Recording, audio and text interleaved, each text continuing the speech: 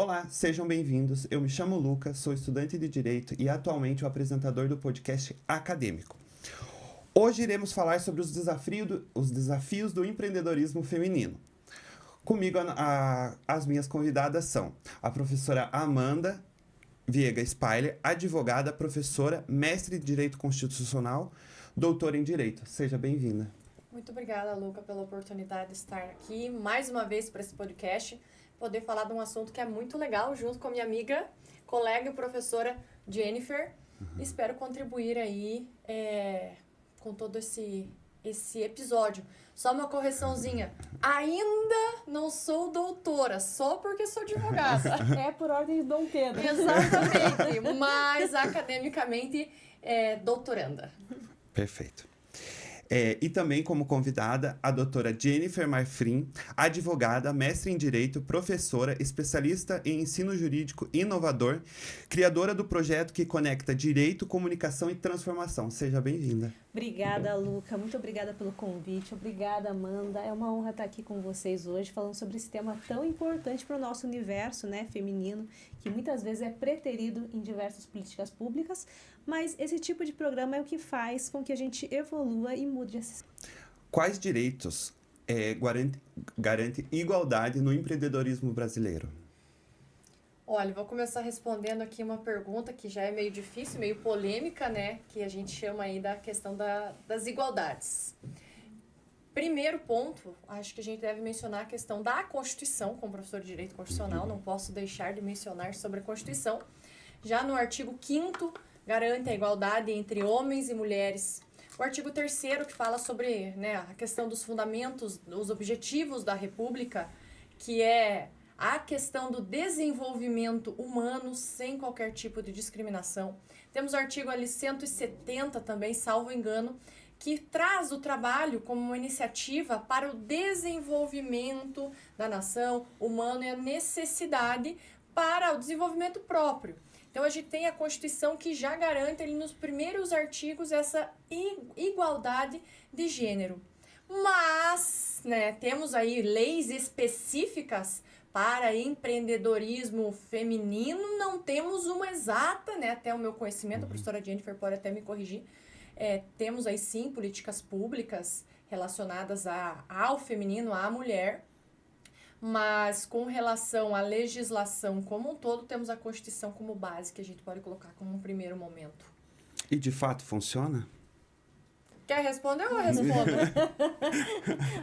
Vai, tira a esperança desse menino. Olha, não vou dizer que existe uma desigualdade plena, mas que existe uma igualdade plena, não. A gente percebe aí a diferença, por exemplo, até mesmo nas questões de concessão de crédito. As mulheres, elas têm muita dificuldade, nós, né, me enquadro nessa também, obviamente, com relação aos empréstimos, por exemplo. Porque geralmente o que a gente precisa? Comprovar o crédito, comprovar que a gente vai pagar, comprovar uma renda. E muitas vezes a mulher está iniciando aquele projeto vendendo bolo em casa. Que ela veio de um tempo de maternidade, ela veio de um tempo de casamento, em que ela não conseguiu trabalhar, ela não conseguiu viver de sua própria renda. Então já começa a dificuldade aí. O começar sem um apoio financeiro em que é necessário, porque fica difícil comprovar um ganho atrás para que diga para o banco, olha, eu tenho condições de pagar, eu tenho de onde tirar. Então, eu acho que a concessão do crédito já é uma das primeiras questões que a gente percebe sobre a desigualdade. É bem interessante essa questão, Luca, que a professora Amanda traz, porque a nossa Constituição, norma suprema, né, perante todas as outras devem se curvar, e embora ela traga essa igualdade, ela, num conceito geral, ela ainda não é entendida. Vou te dar um exemplo. Um dia, numa aula de um cursinho, que não era para pessoas do direito, eu estava explicando que homens e mulheres são iguais em direitos e obrigações, conforme a professora Amanda pontuou ali. E aí, uma moça levantou a mão e perguntou, mas, professora, qual que é a lei que diz que a mulher tem que obedecer ao marido?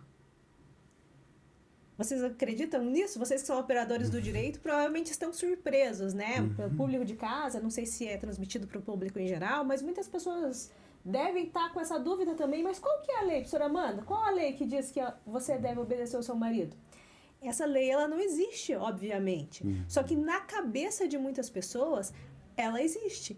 A mulher, ela ainda é vista quase 38 anos depois da Constituição ter entrado em vigor, como inferior ao homem.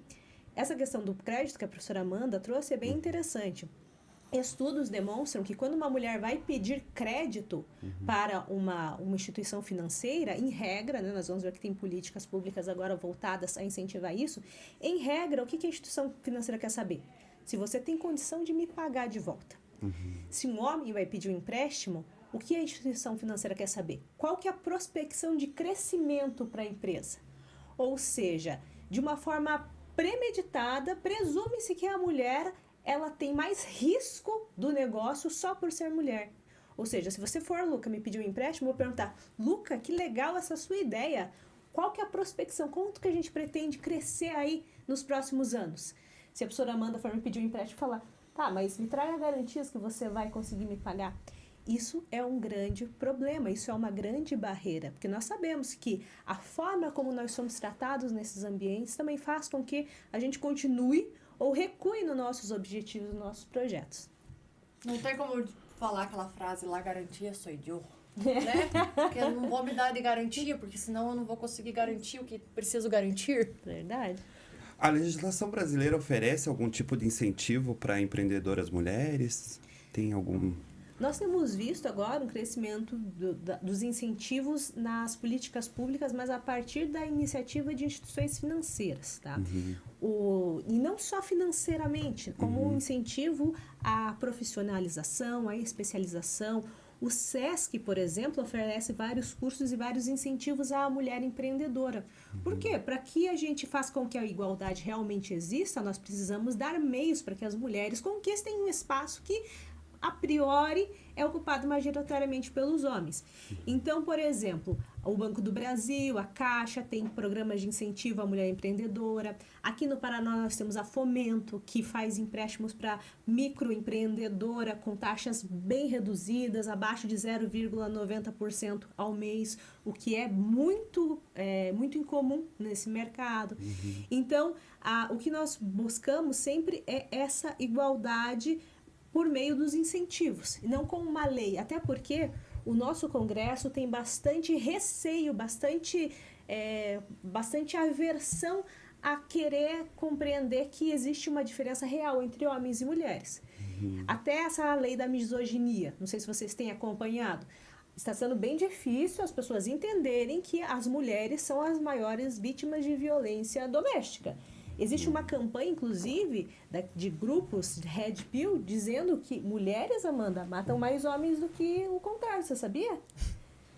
Trazem pesquisas enviesadas, porque realmente homens morrem mais por causa da violência. Morrem, é normal, sempre foi assim. Só que eles tentam falar que eles morrem por causa das mulheres, o que não é verdade. Isso não existe, gente, isso é uma invenção. E vocês veem como o preconceito e a discriminação com a mulher é grande, não só aqui no Brasil, até em países de primeiro mundo. Lá no Japão, que é um país de primeiro mundo, muito conhecido pela sua segurança, a taxa maior de mortalidade é de mulheres por causa de feminicídio. Mais do que homens, no geral, imagine. Então, existem essas políticas e esses incentivos, mas ainda existe um bloqueio ali no nosso Congresso Nacional para reconhecer que as mulheres estão numa situação de vulnerabilidade, que elas partem de uma situação de vulnerabilidade. Então, por isso que nós temos essa dificuldade em ter leis bem concisas, dizendo, olha, as mulheres têm que ter esse incentivo porque elas estão numa situação inferior aos homens nessa questão empresarial. Até mesmo porque somos minoria no Congresso Nacional. Então, tem esse ponto que é muito relevante. Mas, não fugindo, mas falando um ponto interessante que eu acho, necessárias políticas públicas, necessária legislação para regulamentar, né, toda essa questão, mas ainda um ponto muito importante, o apoio entre mulheres. Mulheres comprando de mulheres, não estamos aqui excluindo os homens, não, porque a gente precisa um do outro. Mas a partir do momento em que uma mulher dá um apoio para outra mulher, isso também já faz crescer, já faz ter uma outra visão do negócio. Olha, à frente da vizinha da minha casa, ela vende almoço. Por que eu não vou comprar o almoço dela? Participarmos de comunidades que envolvem mulheres empreendedoras, mulheres que trabalham com determinados assuntos, advogadas. Por que não fazer parte desses grupos que trazem um incentivo, eu vou dizer, acho que ainda maior do que uma política pública, no sentido de abranger, porque você consegue chegar, conversar, Jennifer, vamos comigo participar daquela comunidade? Só tem mulheres, que a gente fala sobre empreendedorismo, a gente fala sobre como lidar com a maternidade, o casamento, empreender e cuidar da casa, toda aquela outra bagagem que vem por trás da mulher. Eu não posso falar de filho e marido, porque eu não tenho filho, não tenho marido, e eu acho que isso é um dos grandes pontos que eu consigo fazer muita coisa hoje, ter muita força e disciplina para fazer muita coisa na minha carreira. Porque se a gente for analisar as pessoas, as mulheres que têm filho, não que o filho seja um atraso, mas ela vai precisar dedicar um tempo para aquela criança. Ela vai precisar dedicar um tempo para a casa. Então, isso acaba deixando aquela vontade de fazer algo para empreender. Opa, vou esperar meu filho crescer um pouco. E daí entra no começo que a gente falou, aí começa já a desigualdade. Porque eu não vou conseguir um crédito, porque eu tive que ficar todo esse tempo nesse trabalho, e até eu começar algo, a mulher desanima. Então, o fato de uma mulher puxar a outra, isso faz muito, muito mais. São necessárias as políticas públicas, sim, mas eu vejo que faz muito mais, traz muito mais movimento a tudo isso, porque as mulheres falam, olha, eu conheço ela, vamos lá. E isso traz uma confiança ainda maior e uma segurança entre nós ainda muito maior. Legal isso que a professora Amanda falou, Luca, porque nós somos minoria no Congresso, mas nós somos a maioria da população. Então, eleições chegando, acho que as mulheres deveriam começar a pensar em fazer isso que a professora Amanda falou ali, né? Dar uma oportunidade para outras mulheres, porque só outra mulher entende o que a gente passa. Se você chega ali na empresa com cólica, por exemplo, e fala isso pro teu colega, ele não vai entender, vai falar, ai, que fresca. Só uma mulher sabe o que é trabalhar com cólica, né, Amanda? Exatamente. Posso falar, inclusive, exemplo da minha estagiária. Às vezes ela acontece, prof, tô com muita dor de cabeça hoje porque tal. Eu entendo, tudo bem, tá tudo certo. Fica de boa ali. Quando você der uma melhorada, você continua fazendo o que tem que fazer. Agora, um homem não vai entender isso. Estar com dor de cabeça porque você está com cólica, né? E é uma questão, uma coisa a mais ainda que a mulher precisa lidar. Não tô dizendo que é ruim ser mulher. Amo ser mulher, vou continuar, espero nascer de novo mulher. Mas tem essas questões que precisamos lidar. Tá, e para ultrapassar essa barreira, na opinião de vocês precisa ter mais mulheres em cargos maiores? Qual é a barreira que precisamos ultrapassar para que a mulher consiga ter essa igualdade e que consiga fazer as coisas, não que nem um homem, né? Porque acho que a mulher faz melhor, mas que ela não tenha essa barreira, porque eu vejo que muitas mulheres não empreendem, né? A grande maioria que eu conheço é mais conservadora e gosta mais de ficar no lar, né? Mas eu entendo que não são todas. Sim, mas acho que a principal barreira, a mais importante, é a dos nossos representantes do Congresso Nacional. Supremo Tribunal Federal. Supremo Tribunal Federal, colocar mulheres nas posições de poder. Teve uma propaganda há uns tempos atrás, eu não vou lembrar de quem que era, nem exatamente como funcionava, mas eu lembro que tinha uma menininha e ela era negra. E ela via uma mulher negra ser juíza. Você lembra essa propaganda? Não Amanda? lembro. Ela via ela tinha uma propaganda e aí ela estava vendo televisão e aí aparecia a mulher sendo dona de casa, a mulher cuidando do marido.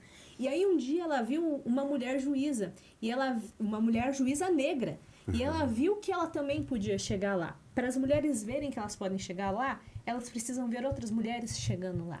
Então, quem vence, quando eu vencer, quem vence também?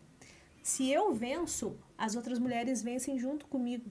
Isso é muito importante. Então, eu acho que o primeiro passo seria a gente tirar essa desigualdade. Eu acho que menos de 20% do Congresso é de mulheres, sendo que a maioria da população brasileira é de mulheres. Isso não é equilíbrio. Tirar o preconceito que existe, porque a divisão, quando você... Existe uma lei na selva que todos os animais sabem. Os predadores, eles não atacam o bando. Eles atacam aquele animalzinho que está mais fragilizado, que está mais desgarrado. E na vida é assim também. Então, a partir do momento que as mulheres ficam unidas, ficam juntas, é muito mais fácil de uma delas cair. E o sistema, em geral, quer que essa desigualdade permaneça. É vantajoso para o sistema, é vantajoso para quem tem os benefícios de ter uma mulher em casa, que as mulheres fiquem em casa. Né? Quem não quer alguém cozinhando, lavando para si? Até eu quero!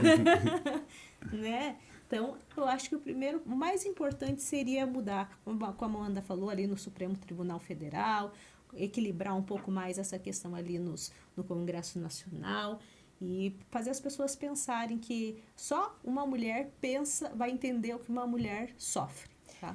E eu vou complementar, totalmente faz sentido isso que falou, completamente, mas eu ainda complemento no seguinte sentido, junta isso aqui, mas não tem isso no momento, a gente vai ter que lidar com o que a gente tem no momento, e a nossa força mental, é querer fazer sair e ter que fazer acontecer.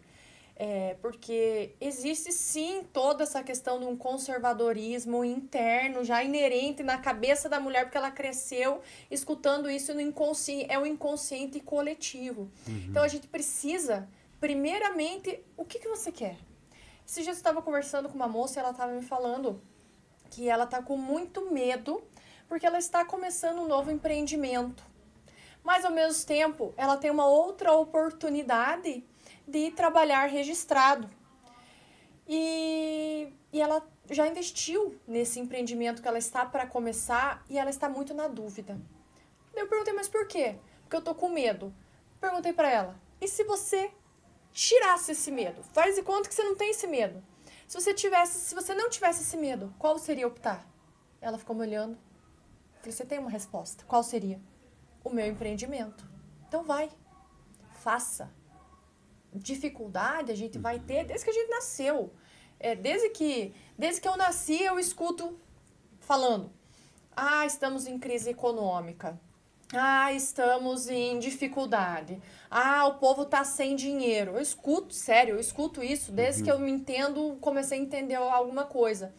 Tá todo mundo sem dinheiro, tá tudo ruim, tá crise econômica, mas tá todo mundo tendo que continuar vivendo.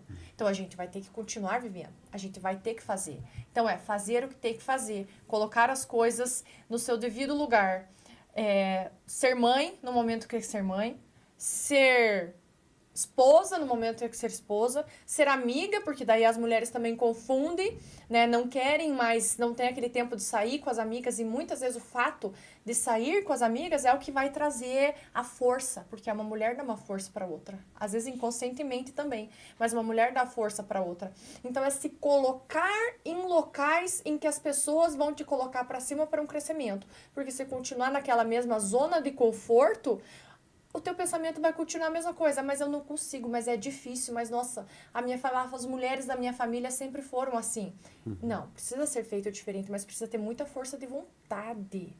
E não, mesmo que não haja política pública nenhuma, a força de vontade da mulher vai fazer acontecer, diante das dificuldades ou não, mas vai fazer acontecer. Então, além de termos que superar essa questão de minoria nos cargos públicos, nós também temos que superar na nós mesmas e fazer o que precisa ser feito, porque daí depois você fala assim, nossa, o perdão da palavra, mas eu sou foda. Eu vejo muitas mulheres falando, olha, eu sou foda, eu fiz, eu tive que fazer isso, eu passei por tal coisa, eu tive que deixar meu filho mais tempo na escola e não estou falando em momento nenhum que as mães não devem estar com os filhos. Devem. Mas elas também devem lembrar que elas são uma pessoa e que elas têm todo o seu trajeto de vida pela frente também. Esse seria o maior desafio para uma mulher empreender no Brasil hoje? Na minha visão, sim. Eu acho que é mais ainda um desafio do que as faltas de políticas públicas e legislação voltada para a mulher e a falta dos cargos, né? É o meu desafio. Para mim porque a mulher ela já cresce sendo colocada numa posição de inferioridade. Você tem o irmão mais velho. você cuida da tua irmã. Se ela fizer alguma coisa, você me conta. Meu Deus, ela já cresce na pressão psicológica de um homem que é o irmão. Seja esse irmão mais velho ou irmão mais novo. O irmão mais novo, mais velho, ele vai estar ali sempre vigiando. Eu vejo pelo meu irmão, né? Meu irmão já faleceu, mas quando ele era vivo, eu era mais velha que ele.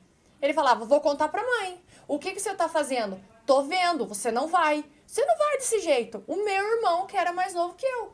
Falei, ué.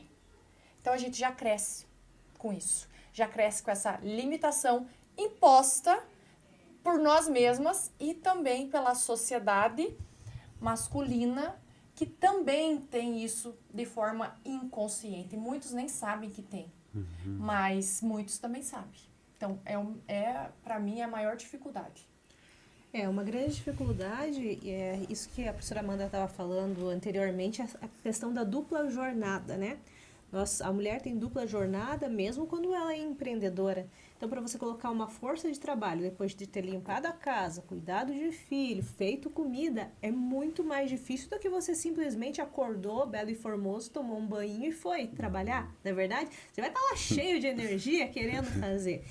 Então, não tem, isso é uma coisa que a gente não tem como regulamentar, né? Falar, olha, a partir de agora, e não tem nem quero que o Estado faça isso também, né? Seria absurdo. A partir de hoje, de quarta a sexta, segunda, quarta e sexta, o homem vai limpar a casa.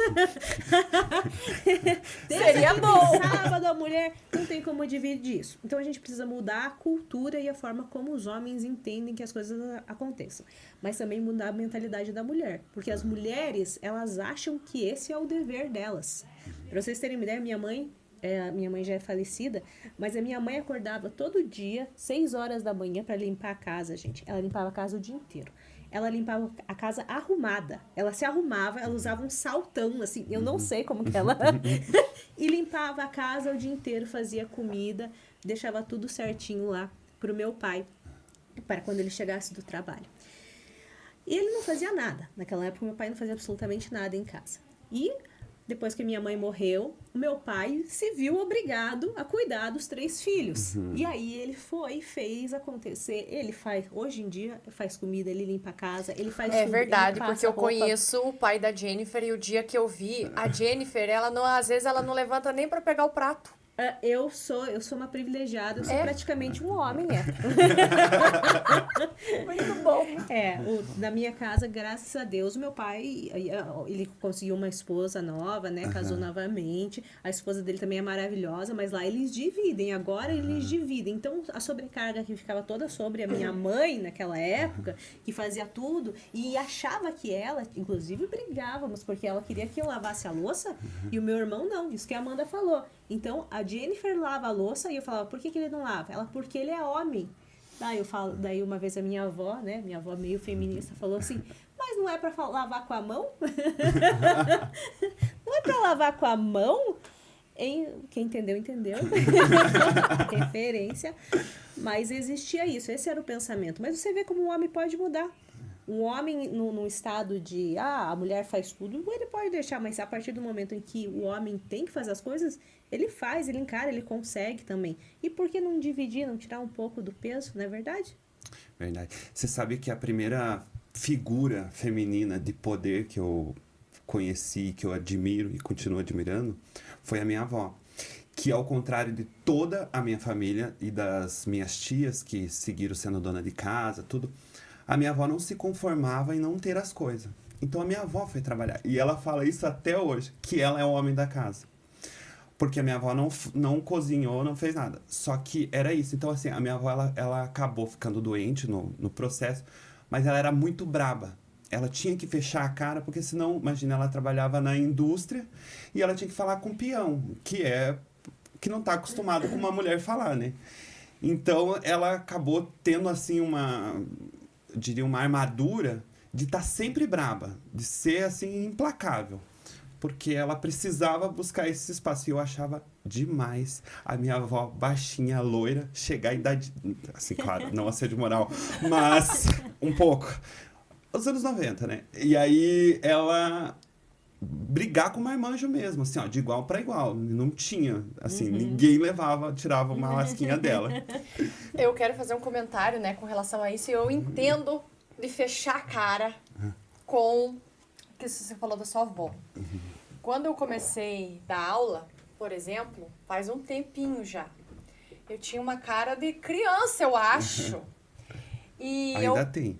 E eu entrava e eu já tinha na minha cabeça, eu preciso subir nas tamancas nessa sala, fazer de conta que eu sei absolutamente tudo que eu tô falando e não me balancear. Por quê? Se eu der uma resbalada, eu não vou ter credibilidade nenhuma. Primeiro porque eu sou mulher. Primeiro porque uma criança dando aula pra gente aqui e uma criança ainda desequilibrada ou que não tem credibilidade. Então, essa questão de fechar a cara, a gente acaba realmente fazendo muitas vezes isso para passar a credibilidade. Porque se você tem uma cara feia, a tendência das pessoas a virem tirar qualquer tipo de sarro, qualquer tipo de tirar do local que você está, é muito mais fácil de acontecer. E já emendando isso é tão verdade que essas experiências são minhas. Teve uma vez quando eu comecei a advogar, que foi uma das primeiras audiências que eu fui. Já tinha feito muita audiência ali quando eu era estagiária, tive essa oportunidade. E eu comecei a advogar em 2017. E eu lembro que teve um colega, um amigo meu, que passou alguns processos para mim, porque ele estava entrando para o Ministério Público, eram os processos trabalhistas, que eu atuo na área trabalhista. E ele passou esses processos para mim. E teve algum desses clientes que eu fui conhecer direto, pessoalmente, na audiência. E eu lembro que eu cheguei para uma audiência de um homem e fui fazer a audiência dele, me apresentei e falei, olha, eu sou a doutora Amanda, né? Eu que estou cuidando do seu processo, a gente já conversou por telefone e tal, então eu vou fazer a tua audiência. Eu preciso te perguntar algumas questões, a gente precisa conversar porque era uma audiência de instrução. Daí ele falou assim, olhou para minha cara e falou, você é minha advogada? Mas o doutor fulano não tinha me falado que você não tem experiência. Eu fiquei olhando. Daí ele falou assim, porque se eu quisesse ter contratado uma advogada mulher, eu não teria contratado o doutor fulano. Nossa, eu falei, logicamente que eu não me abalei. Daí que eu fiquei com... Daí que subiu o fogo real, porque eu não choro. Então vamos lá. Eu falei, né, fulano, quem vai fazer sua audiência? Sou eu, e eu preciso que você responda as perguntas que eu estou fazendo, porque sua audiência começa daqui a pouco. Eu preciso instruir e eu preciso fazer sua audiência. Você pode me ajudar a responder as perguntas? Daí ele ficou um pouco mais, baixou um pouco, instruí ele, entramos para a sala da audiência. E na sala da audiência também tinha uma advogada mulher, e eu acho que ela não estava acostumada a lidar ali no direito do trabalho, e ela fez algumas coisas meio equivocadas, e que eu não concordei, né? A juíza também não concordou e eu me posicionei. Mas não porque ela era outra mulher, não, porque eu estava defendendo o meu cliente de qualquer forma, né? E a gente estava numa audiência.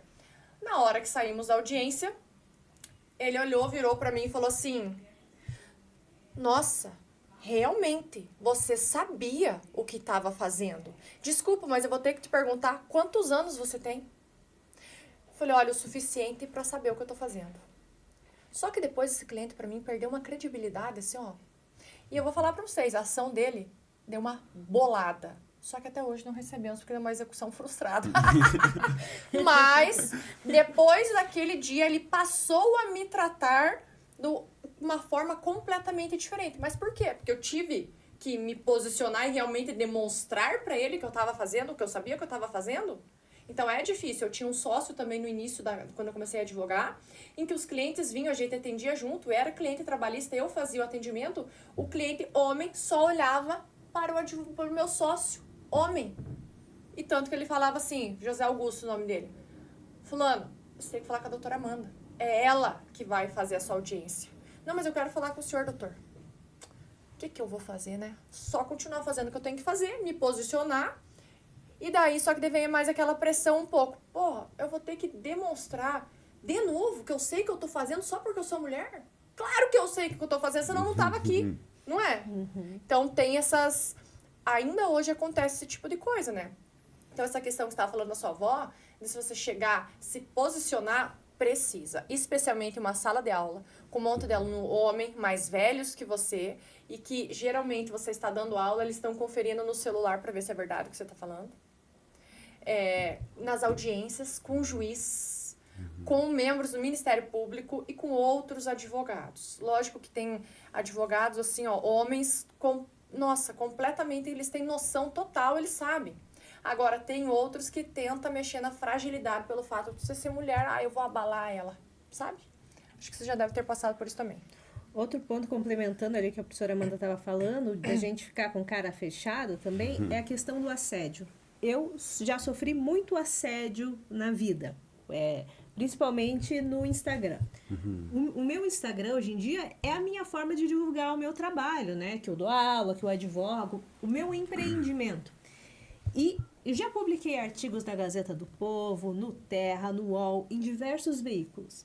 Eu publico um artigo, ao invés da pessoa vir e falar para mim, nossa, li seu artigo, gostei, que legal. Muito legal a tua opinião. Homens comentam, linda, você é linda. Obrigada. Você é muito bonita. O que, Luca, tem a ver com a matéria? Uma coisa, né, com a outra, né? Que eu sou linda, eu sei. Que bom, né? Exato. Então, muitas vezes a gente tem que ficar com cara fechada também para a gente não dar essa abertura. Porque, como a Amanda falou, qualquer coisa você passou a mensagem errada. Você está querendo chamar a atenção dos homens. E você não quer, você simplesmente quer mostrar o teu trabalho, quer ganhar conteúdo, dinheiro. Né? Lucrar, ganhar dinheiro, trabalhar mais, passar o conhecimento, participar. Você não quer arrumar um namorado ali. Se você abrir o meu Instagram, você vai ver, em momento nenhum, vai ter nenhum indício de estou disponível, me chamem de linda. E isso é uma dificuldade. Em sala de aula também. Em sala de aula, já conheci professoras, graças a Deus nunca sofri assédio em sala de aula, mas conheço professoras que já receberam cantadinha de aluno, assim, você é muito bonita, vamos tomar um café, alguma coisa.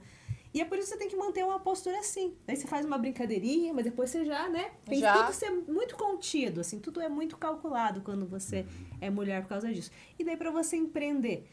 Aquela pessoa lá, Luca, que tá lá me chamando de língada, porque eu publiquei um artigo no Terra. Você acha que ele vai me contratar ou vai contratar alguém que nunca publicou coisa nenhuma, mas que é um homem? Provavelmente vai contratar um homem. Olha, que homem bem vestido, nunca fez nada na vida. Mas nossa, como ele sabe do assunto. Meu Deus, olha a cara, como ele passa credibilidade. É esse, às vezes não sabe nada, mas é esse. E a gente tenta... Então, eu penso assim que as pessoas têm que ter uma noção também, os homens têm que ter uma noção que as mulheres, nem todas as mulheres estão disponíveis e interessadas no seu chaveco. Algumas só estão ali tentando vender o peixe delas, ganhar um dinheirinho e é isso, né? Nossa, eu não imaginava que tinha esse ponto também, né?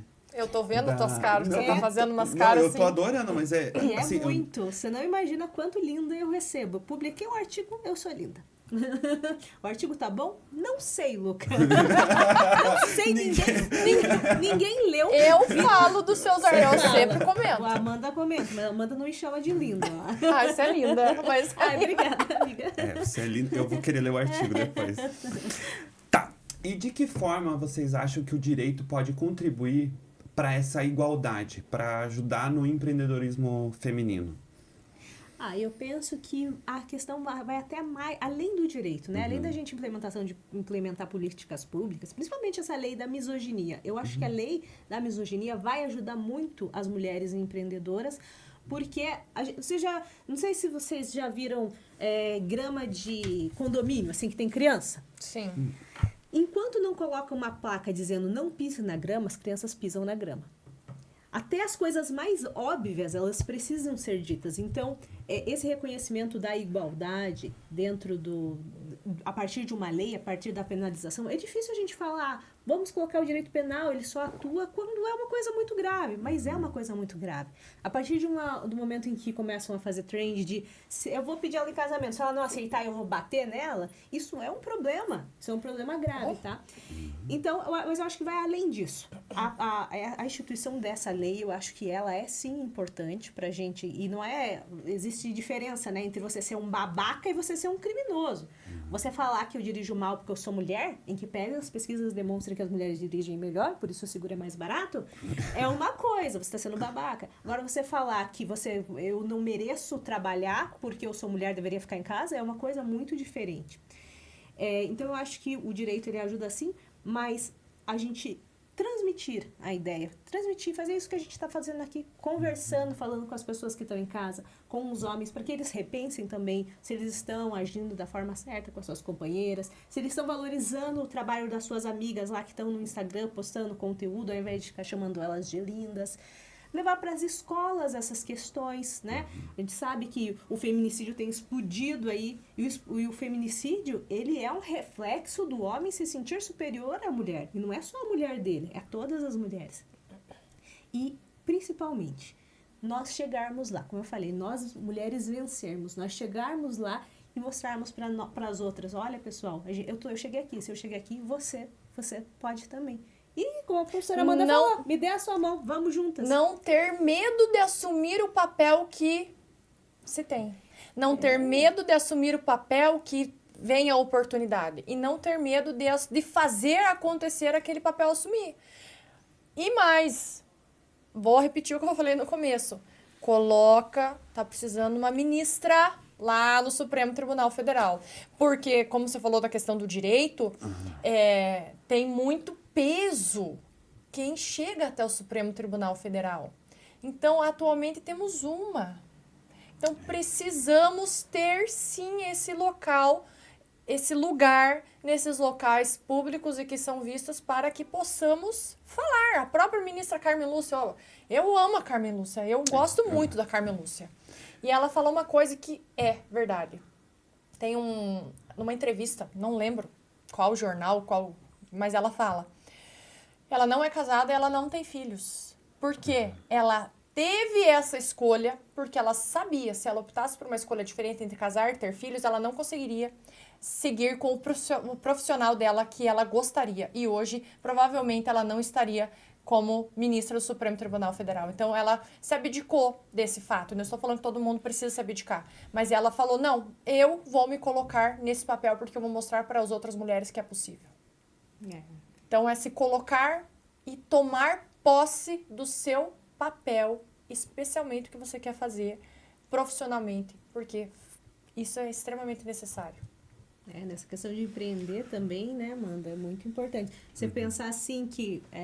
por que muitas mulheres empreendem?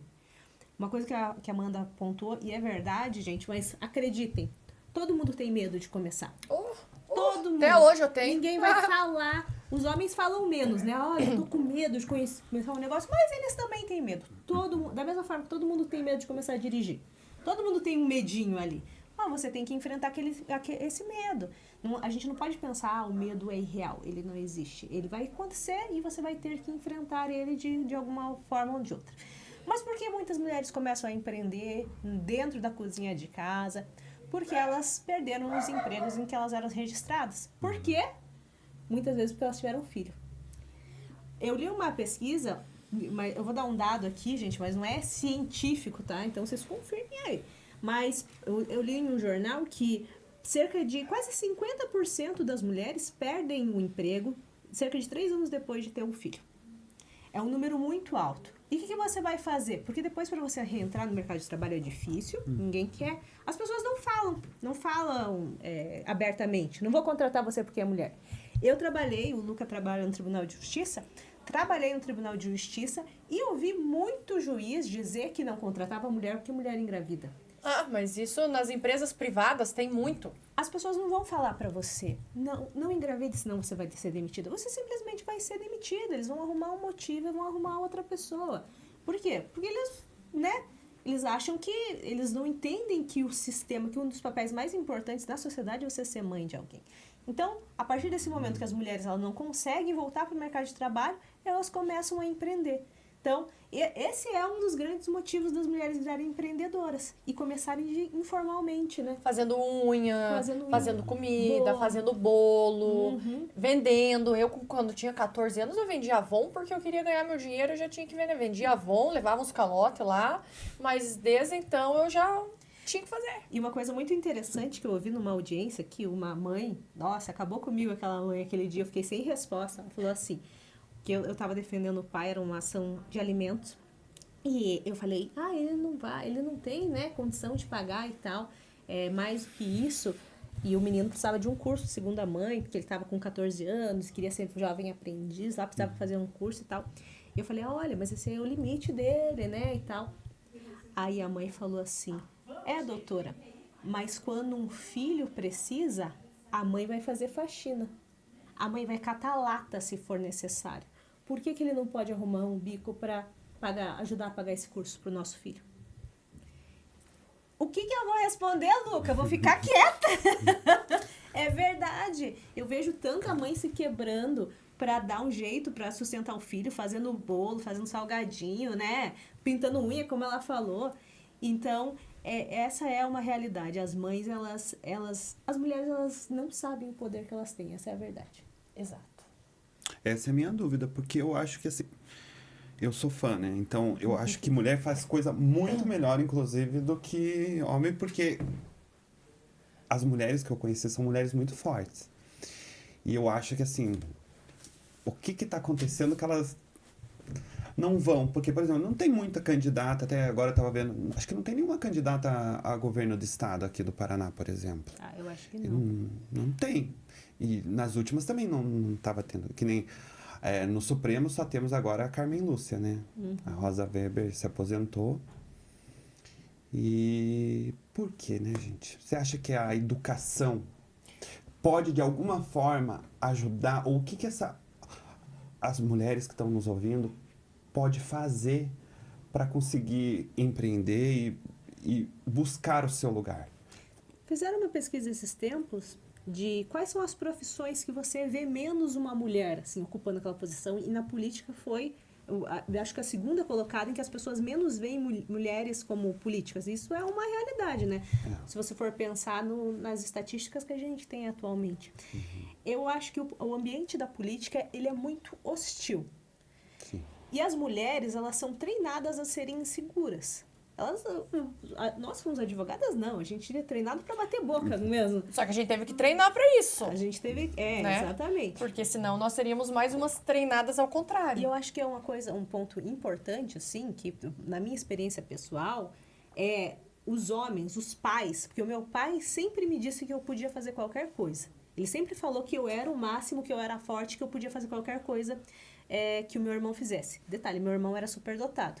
Mas eu tentava competir, sempre perdia. Mas eu tentava, porque ele falava, você consegue, você vai. Então, os pais, você que é pai de menina, tá vendo aí, tá vendo esse programa, mostre para ela que ela consegue. Faça a sua filha ser a sua própria provedora, a sua própria garantidora, a sua incentivadora. Seja o incentivador principal. É muito importante também essa validação que a gente recebe de fora. Em casa. Porque se alguém falar, a minha avó, essa que eu contei para vocês, ela não estudou. Ela foi estudar quando ela tinha 21 anos, ela não pôde frequentar a escola, porque o pai dela falou que ela era mulher, e mulher não tem que estudar, mulher tem que cuidar da casa. E ela se ressentia muito disso, sabe? Ela queria fazer muita coisa na vida que ela não pôde fazer. E ela morreu sem conseguir. Então, eu acho que esse é um ponto importante para a gente levar para o nosso público de casa. Além da educação básica, porque a educação ela vai trazer um conhecimento, vai te dar conhecimento da lei, vai te dar conhecimento da história, vai te dar conhecimento de várias áreas. Então, se a mulher ela se coloca também nesse lugar de vou estudar, já no início, desde lá da primeira série, o conhecimento ele liberta. Essa é a verdade. Só que, obviamente, que não adianta você ter um conhecimento se você não aplica esse conhecimento. E qual que é a aplicabilidade desse conhecimento quando começa uma criança? É a mãe e o pai incentivando. Você pode, estuda, você consegue, né? Eu vejo na minha casa, por exemplo, eu não morei com meu pai, eu tive muito pouco acesso com meu pai. Hoje eu acabo tendo mais porque eu vou até lá ver como que ele tá, mas eu nunca tive educação dada pelo meu pai. Meu pai nunca me incentivou, meu pai nunca fez nada, até porque eu não convivia. A minha mãe fez aquele papel de pai e de mãe. E ela sempre deixou claro, se você não fizer, quem vai fazer? Quando eu quis ir fazer intercâmbio fora do país, ela falou assim, olha, te apoio 100%, vai. Mas eu não tenho dinheiro para te ajudar. Eu fui atrás disso, mas eu sabia que eu tinha o apoio dela. Então, esse apoio, ele traz, mesmo que não seja um apoio econômico, ele vai trazer uma segurança para os filhos. Então, a mulher, a criança, a menina, tendo esse conhecimento de que você pode fazer, tá tudo certo, faça. Você quer ter filho? Você tenha. Você não quer? Não tenha. Mas estude, se coloque no lugar, trabalhe. Porque eu tava vendo um meme também esses dias, eu achei sensacional. Que tinha a mãe de uma menina que ela falava, ela fez uma lista e a menina tinha que ler todo dia aquilo, que era uma lista de frases motivadoras. Você é linda, você consegue, você pode fazer. E ela falou assim, nossa, acho que eu não vou lembrar da frase exata, mas ela fala assim, mulher com dinheiro não sofre. Essa era uma das frases que a mãe falava. E é verdade. Não digo que não vai ter aquele... Todo mundo vai sofrer, todo mundo vai ter uma abalo emocional. Mas se você tem o seu dinheiro, você tem a sua posição, você consegue se libertar mais fácil daquilo. E é isso que a gente vê grande hoje dos problemas da maioria das mulheres. Eu vou ficar mais um tempo no meu casamento porque eu tenho filhos pequenos, eu não tenho como me sustentar. Ou eu vou ficar mais um tempo nesse trabalho ganhando pouco até que meus filhos cresçam mais um pouco, porque ela não vai ter condições de se sustentar. Então, desde criança, esse incentivo é necessário. E quando eu li essa frase, mulher com dinheiro não sofre, eu falei, é verdade. Eu tenho meus abalos emocionais, tenho que fazer minhas terapias, tenho tudo isso, porque isso é inerente, faz parte de cuidar da saúde e tudo isso também. Mas realmente, mulher com dinheiro não sofre. E não estou falando que sou rica milionária. Mas o que eu tenho, eu já consigo ter esse sentimento. Imagina tendo mais. Imagina tendo mais posicionamento. Imagina tendo mais local de fala, tudo isso. Daí que eu não vou sofrer mesmo, né? Então, foi muito interessante. E isso é muito importante. A educação na escola, que o Estado fornece, se você puder pagar, essa educação é essencial. Mas aquela educação em que mãe e pai incentivam o filho também, isso é muito essencial.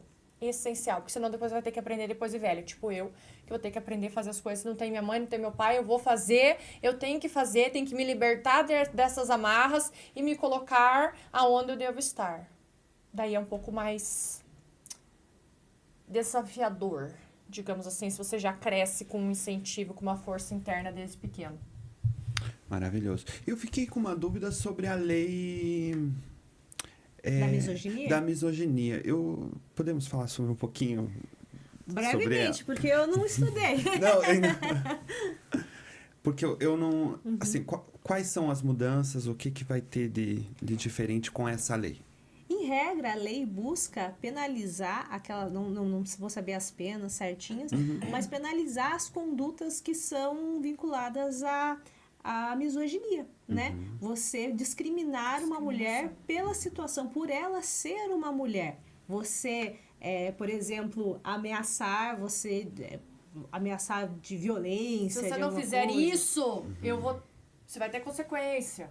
Eles falam assim, mas a lei, o Código Penal já existe, já resguarda todo mundo, mas as situações, elas são muito diferentes. Vou dar um exemplo aqui. O meu irmão falou pra mim outro dia que é comum quando eu saio na rua, agora não mais, porque eu tô mais velha, mas não quando saio eu era tanto na rua. jovem, mas quando eu era mais jovem, era muito comum mexerem comigo na rua.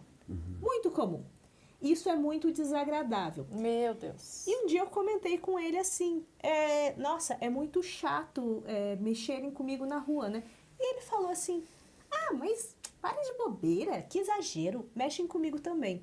Só que quando mexem com meu irmão, ele não tem medo de ser estuprado. Ele não tem medo de pegarem ele e jogarem ele no mato. Ele não tem o medo de reagir. Exatamente. Digamos assim. Ele consegue se livrar. Nós, mulheres, somos mais fracas, somos mais frágeis. Então, quando um homem mexe comigo na rua, o meu medo não é, ele mexeu comigo, estou insatisfeita, que chato.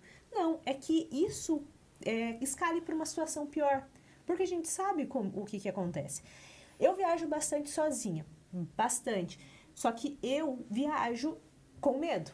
Um medo que o Luca provavelmente não vai ter. O Luca vai lá andar na praia de 6 horas da manhã, tranquilamente, olha que legal. Vai andar a noite inteira num ônibus do lado de uma mulher e não vai acontecer Não vai. nada. Ao contrário do que uma mulher com um homem no Exatamente. ônibus. Você tá no ônibus, tem uma mulher do teu lado, eu tô do teu lado, assim.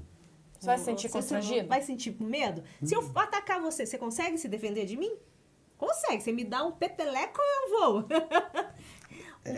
A menos que tenha umas artes que eu marciais, não né? sou... Não, Que eu- por exemplo. Você entendeu? Eu entendi, não, eu Entendeu? entendi. Não, mas é que eu sou bem fraquinho, mas tudo bom. Mas você entendeu, né, Luca? Entendi. É aquele negócio. Então, quando a gente fala que a gente se sente constrangido, que a gente não tá falando que a gente tá constrangido, olha, mexeu comigo. Se fosse só mexer e nada mais escalasse, a vida seria boa.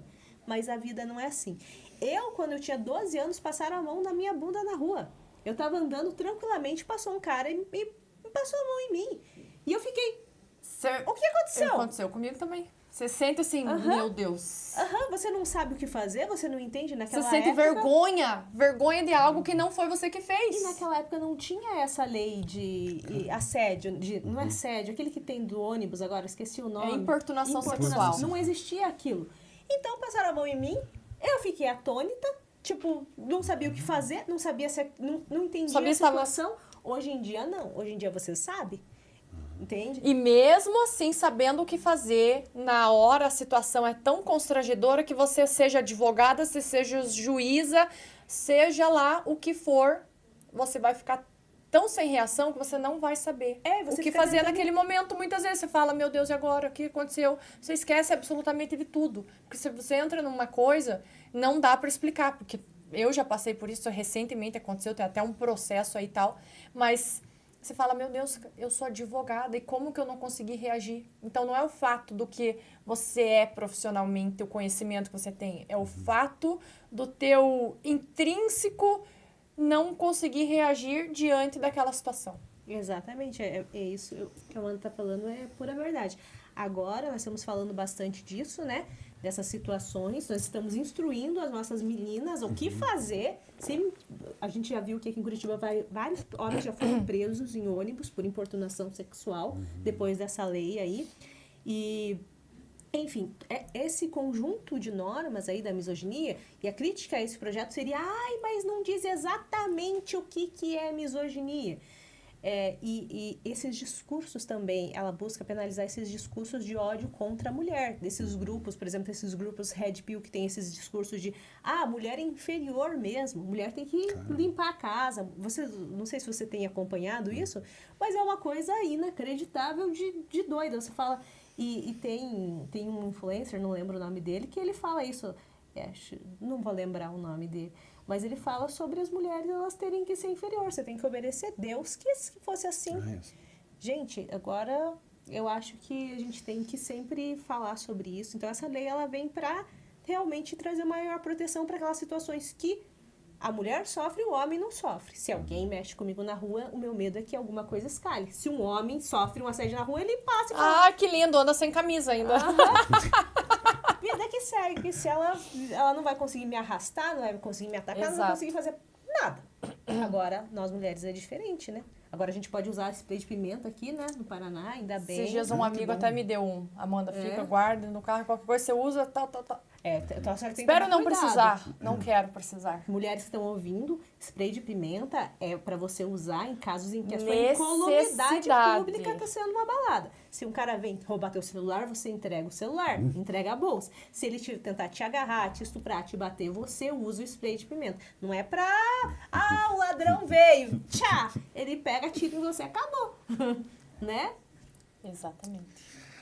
Tá muito bom o papo, mas a gente vai ter que encaminhar para o final. Então eu gostaria de pedir uma dica para nossas alunas que querem empreender. Se puderem dar uma dica. Olha, pelo fato de já serem alunas, estarem estudando direito, psicologia, qual curso for, já é um grande caminho. Já é um grande passo dado. Não desistam, continuem. Porque a gente vê um índice de mulheres desistindo devido a cuidar de questões da vida.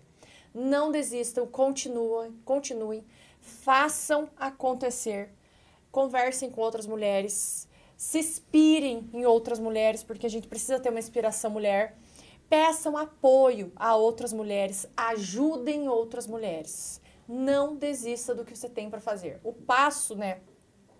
Eu também recebi essa mensagem que foi muito legal, que fala assim, no caminho vai ter pedras. O que você vai fazer? Chuta. Mas vai ter montanha. E você vai precisar escalar essa montanha, porque ela não vai sair do lugar. Mas você sai do lugar. No meio da montanha, você não vai ter visão, nem do começo, nem do fim. Mas quando você chegar no topo, você vai conseguir olhar o sol, as estrelas, a lua e o que tem do outro lado da montanha, que ali vai estar o seu alcance, o que você deseja. Então, escale a montanha, suba a montanha e veja o que tem do outro lado da montanha. Faça acontecer. Nossa, muito bonita, né? Eu diria que se você é mulher e quer empreender, o primeiro passo seria fazer um projeto, né? Hoje em dia a gente tem até o ChatGPT, outras inteligências artificiais que podem te ajudar nisso. Coloca ali o que você quer, qual é a sua ideia. O segundo passo seria procurar o SESC. Eles têm vários cursos e incentivos à mulher empreendedora, o que é muito importante. Lá eles vão te instruir a procurar um financiamento por meio de alguma instituição financeira. Então, se você tem ali uma conta em algum banco, no Bradesco, no Itaú, eles têm linhas de crédito também para mulher e analisar as taxas, né? Ver onde você consegue aplicar melhor isso. Também lá no SESC eles vão te ensinar como você vai aplicar esses recursos, porque a renda do empreendedor não pode se misturar com a tua renda pessoal, sabe? Uma parte, pelo menos cerca de 50%, você precisa reinvestir no teu negócio. Então, e aí colocar o plano em prática, colocar o medo de lado e ir adiante, porque às vezes esse seu plano é o que vai te levar além, vai te trazer independência financeira. Se é um sonho, assim, um plano que tem aí no teu coração, siga em frente e que tem tudo para dar certo. É isso, eu quero agradecer, muito obrigado. Obrigado por terem aceitado o convite de vir aqui conversar com a gente. Muito obrigado. Eu que agradeço, Luca, muito obrigada. Obrigada, professora Jennifer, minha amiga também, por topar estar aqui junto comigo falando sobre isso. Obrigada, Luca. Obrigado, foi maravilhoso, obrigada, eu aprendi. Amanda. Foi muito legal. Obrigada, dá um beijo. É isso, a gente se vê em breve. Terminamos.